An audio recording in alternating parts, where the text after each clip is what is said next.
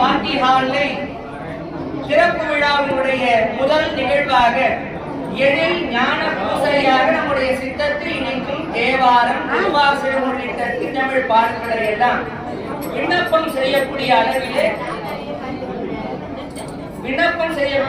அளவிலே இந்த தேவேந்திரன் பார்ட்டி ஹாலுடைய புதிய திருமண அரங்கம். ஏன்னா ரொம்ப அழகா மேல பாத்தீங்கன்னா வேள்வி வழிபாடு இறை வழிபாடு எல்லாம் எப்படி செய்தோமோ இந்த புதிய வளாகத்துல புதுமண தம்பதிகள் இனிமே இந்த இடத்துல திருமணம் செஞ்சு அவருடைய புதியதொரு வாழ்க்கையை துவங்க இருக்கின்றார்கள். நம்முடைய பாராட்டுதலுக்கும் போட்டுக்கூடி நம்முடைய பள்ளிக்கரணை சிசபா மணிப்புரத்துடைய நிறுவனர் நம்முடைய திரு திருஞானம் ஐயா அவர்கள் கூட ஐயா இடத்தை கேட்கும்போது ஐயா எங்க விண்ணப்பம் அப்படின்னாங்க.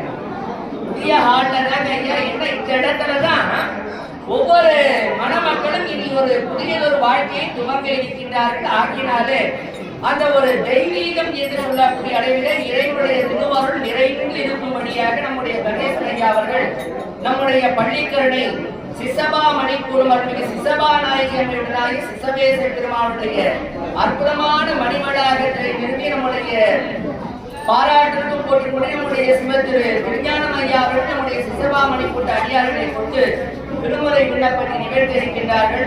நம்முடைய சிதம்பரத்துல தான் நடராஜா கோயில நம்முடைய மருத்துவர் ஐயா அவர்கள் தெய்வ தமிழிசை மாநாடு ஒரு பெரிய மாநாடு நடத்தினார். விடுமுறை பின்னு 20 ஆண்டுகளுக்கு முன்னாடியே ஒரு பெரியதொரு மாநாட்டை நடத்தி அந்த மாநாட்டிலே என்னுடைய தந்தையார் அவர்களுக்கு விருதுகளை வழங்கி சிறப்பித்தார்கள். அந்த அளவுக்கு நம்முடைய நாயகர் மரபு என்று சொன்ன நம்முடைய நாயகர் மரபிலே தேவார திருவாசகத்திற்கு அவ்வளவு ஒரு ஈடுபாட்டை நம்ம எல்லாம் நெறிப்படுத்தி நம்முடைய ஐயா அவர்கள் அன்புமணி ராமதாஸ் ஐயா அவர்கள் ஆகினாலே அற்புதமான அவர்களுடைய வழிகாட்டலோடு இன்றைய திருமுறை விண்ணப்ப வழிபாடானது இனிதே துவங்கி இருக்கின்றது. திருமுறையே சைவ நெறி கருவூலம் என்று சொல்லக்கூடிய அளவிலே திருமுறையே சிவஸ்வரூபம் ஆகினாலே இப்பொழுது கணேசன் ஐயா அவர்களும் கஜலட்சுமி அம்மையார் அவர்கள் இப்பொழுது திருமுறை வழிபாட்டினை நிகழ்த்த இருக்கின்றார்கள்.